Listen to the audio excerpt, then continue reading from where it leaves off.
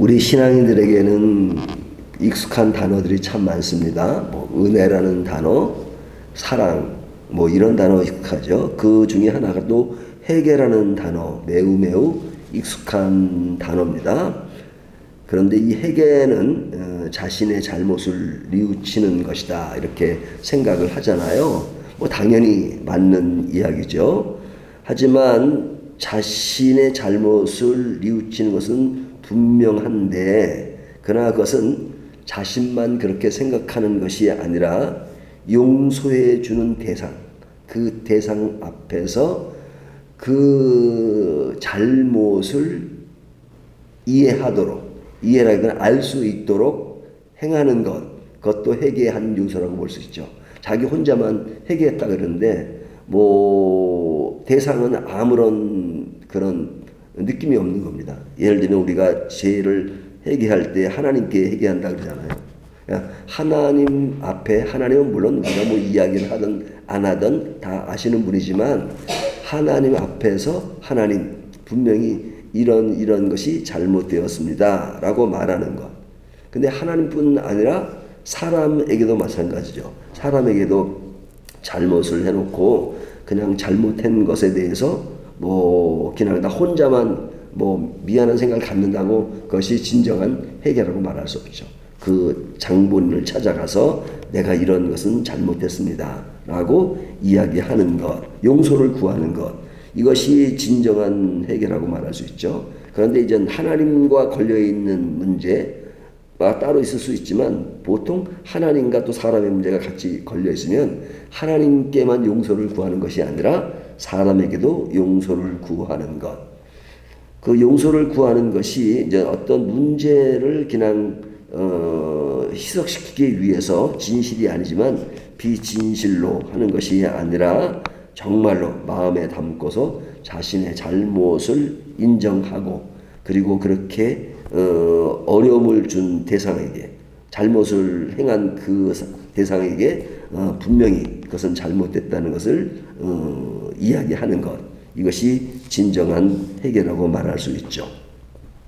자, 이제 오늘 본문은 예레미야가 이제 마지막 부분인데, 이 본문에는 그 유다 백성들이 하나님 앞에 지은 죄에 대해서 지금 선지자가 이야기하는 겁니다.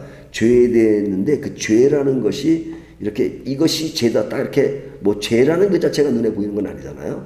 그 죄의 형상이 보이는 거죠. 현상. 죄의 현상이 보이는 거잖아요. 근데 이제 죄의 현상에 대해서 이 본문에 나오는 선지자는 굉장히 민감한 것을 알 수 있습니다. 그 민감한 것들을 지금 토로하고 있는데요. 그 토로하는 내용이 뭐냐면 첫 번째 단락에서는 자신이 처한 현실, 그 현실을 그대로 보는 것입니다. 그 현실이 뭐냐? 11절을 보면요. 대적들이 시온에서 부녀들을, 유다가 각 성읍에서 처녀들을 욕보였나이다. 지금 바벨론이 유다를 치면서 그들이 행했던 그 일들, 그것이 부녀들, 또 여기 처녀들을 욕보였나이다. 그러니까 그런 상황 사건들이 지금 눈에 보이는 거죠. 그리고 이제 그들뿐 아니라 2절, 12절을 보면 지도자들은 그들의 손에 매달렸고 장로들의 얼굴도 존경을 받지 못하나이다. 그러니까 뭐 그들이 수치를 당하고 있는 모습을 이야기하고 있죠. 그들이 제 역할을 못하고 수치를 당하는 것. 그리고 13절을 보면 청년들과 아이들이 노역에 시달리고, 14절을 보면 노인은 판결하는 일, 여기 노인이라서는 단순히 나이만 많았다는 것이 아니라 어떤 일들을 처리하고 재판하는 그런 일들을 행하는 사람들인데 그들이 제대로 판결할 수 있는 일을 하지 못하고, 그리고 14절 뒤에 보면 청년들에게는 기쁨이 사라졌다 이렇게 말하죠. 그러니까 이것은 그 죄로 인하여 나타난 현상에 대해서 지금 선지자가 보는 상황, 사건들을 그대로 이야기하는 겁니다. 지금 현실이, 나타난 현실이 이렇습니다. 그러니까 왜 현실이 이렇게 일어나야 됩니까? 라는 어떤 탄식과 불만에 대한 얘기가 아니라 뒤 문맥을 이어보면 이런 문제들이 죄 때문에 일어나고 있다. 죄 때문에. 물론 죄 때문에 반드시 뭐 어떤 그 나쁜 일만 보여지는 건 아닙니다.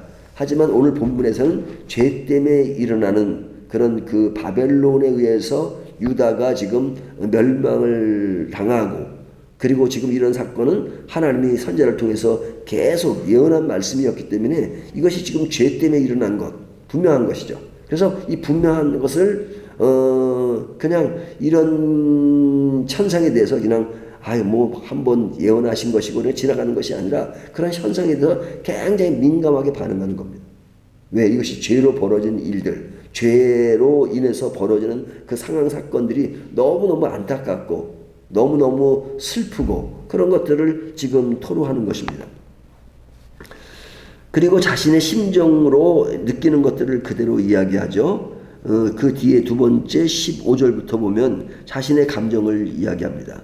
기쁨이 그치고 슬픔이 지배하고 면류관이 떨어지고 마음이 피곤하고 눈이 어두워지며 그리고 산이 항폐하여 여우가 그 안에 논다.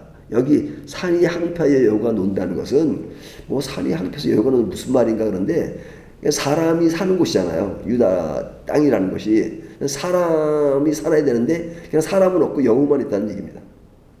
물론 사람이 전혀 없는 건 아니겠지만 그만큼 사람들이 끌려가고 그래서 남아있는 사람들이 많지 않고, 그리고 남아있는 사람이 있다 할지라도 완전히 그 분위기가 항폐한 그 분위기, 그래서 사람은 없고 여우만 있다라고 지금 표현하고 있는 것이죠.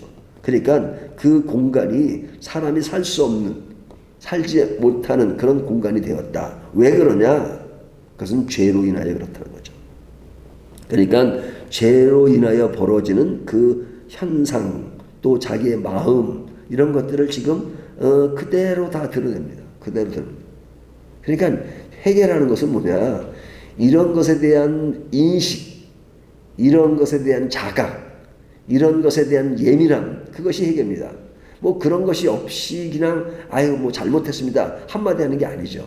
그러니까 우리가 옛날에 뭐 아이들 싸우면 어른들이 얘 뭐 미안하다 그래.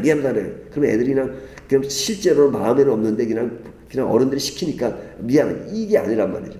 진정한 회개라고 하는 것은 내가 진짜 잘못하고 죄로 인하여 나타난 현상, 그런 현상들을 민감하게 보면 죄 싹은 사망이고 죄로 인하여 벌어지는 일들이 이런 것이구나. 그것에 대한 아주 긴밀함, 민감함, 이런 것들을 삶 속에서 느끼는 것, 그런 가운데 하나님께 다가가는 것, 이것이 회개라고 말하시죠. 그래서 뒤에 본문에 보면 이런 인식과 더불어서 이제 하나님께 호소하죠. 하나님께 호소하는 것이 뭐냐면 19절을 보면 여호와여 주는 영원히 계시오며 주의 보좌는 대대에 이르나이다. 지금 나타난 현상을 보면서 그 방향이 어디로 향합니까? 하나님을 향하죠.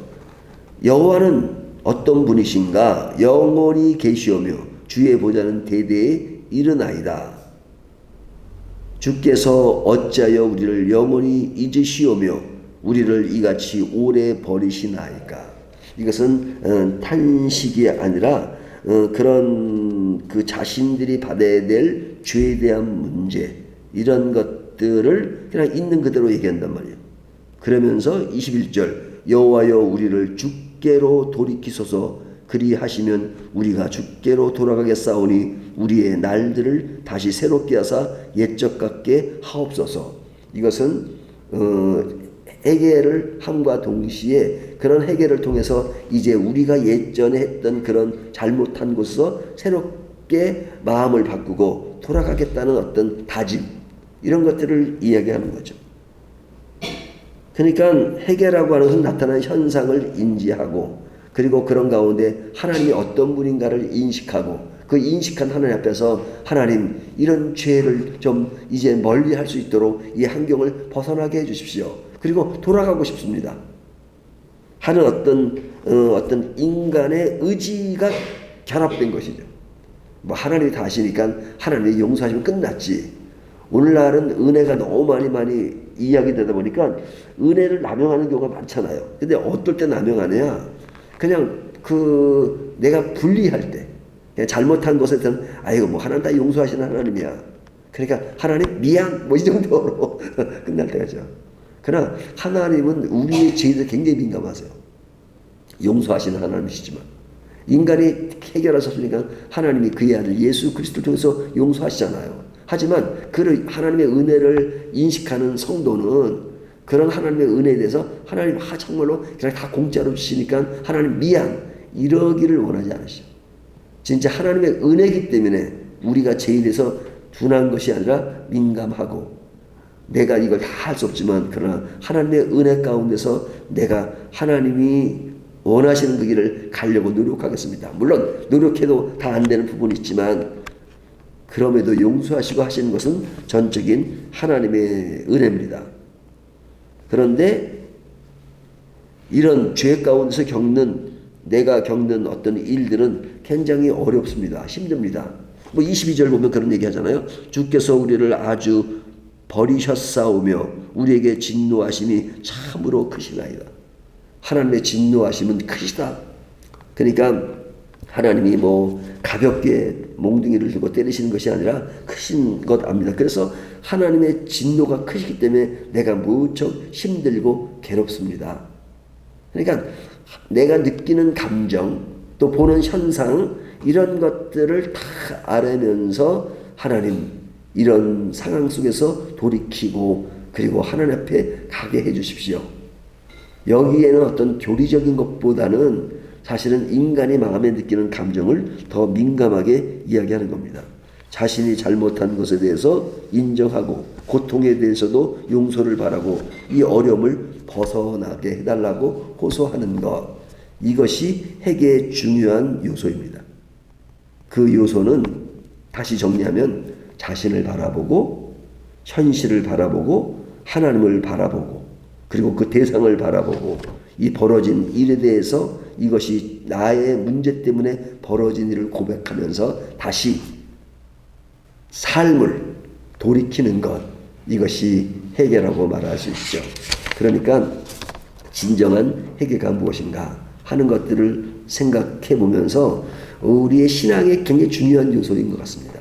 그러니까 막 회개할 때 이런 하나님의 구원을 안 해주시면 나는 천국에 못 가 이런 차원이 아니고 하나님은 우리들을 은혜로 다 하나님의 손길로 인도하십니다. 그것은 너무 분명해요. 그래서 그런 어떤 하나님의 구원의 자유함과 그런 것은 분명히 해야 됩니다.